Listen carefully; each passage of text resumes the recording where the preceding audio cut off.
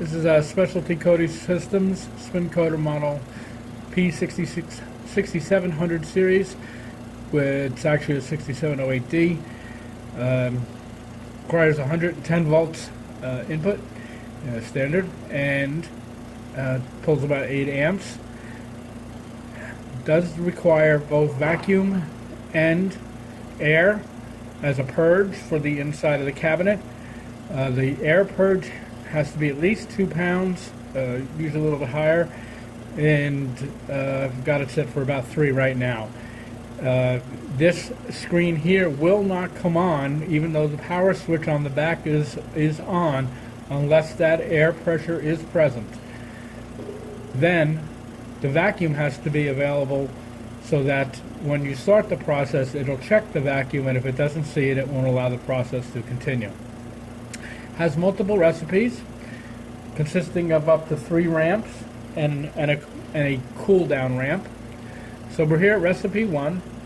I have it set for 2000 RPM to start, and to change the recipe I'm going to hit change here, and it pulls up the recipe.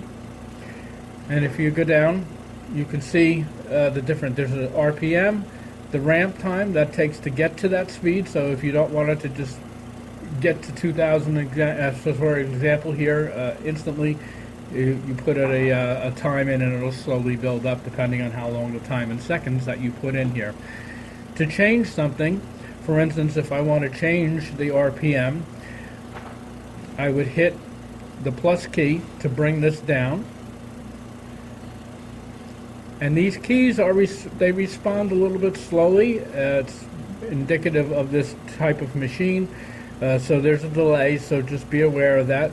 So I'm at RPM, and I hit enter here, and it flips the cursor over to this field, and now I can change the RPM. The manual describes the limits of each ramp and RPM speed per section. So for each, like this is RPM 1, has a maximum of 2000, and the other RPMs and ramps and everything have their own specifications that's in the manual. So I'm going to subtract 1 here,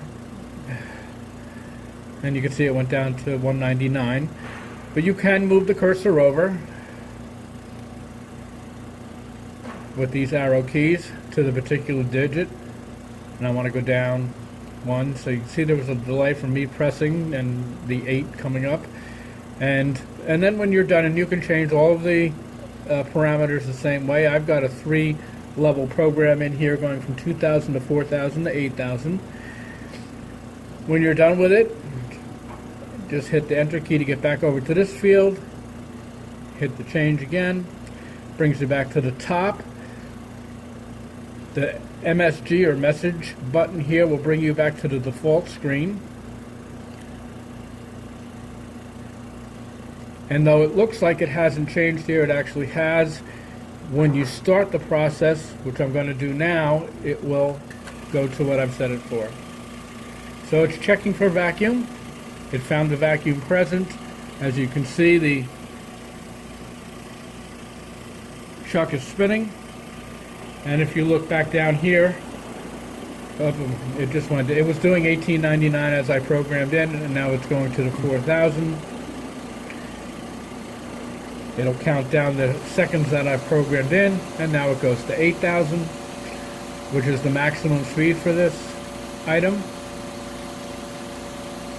And then once that cycle's over, there's a cool down. I would have programmed a cool down so it gradually slows down.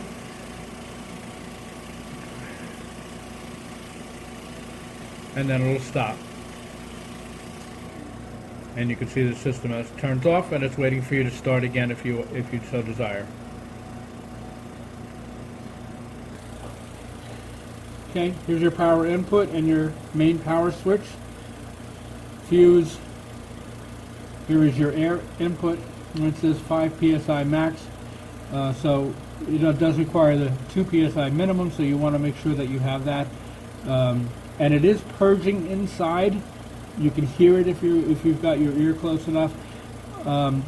So you can't just go by what's on the gauge because you have to have enough with that purge. So it's like having an open line, so you have to bring it up enough so that it sees that positive pressure. And then here's your vacuum connection here.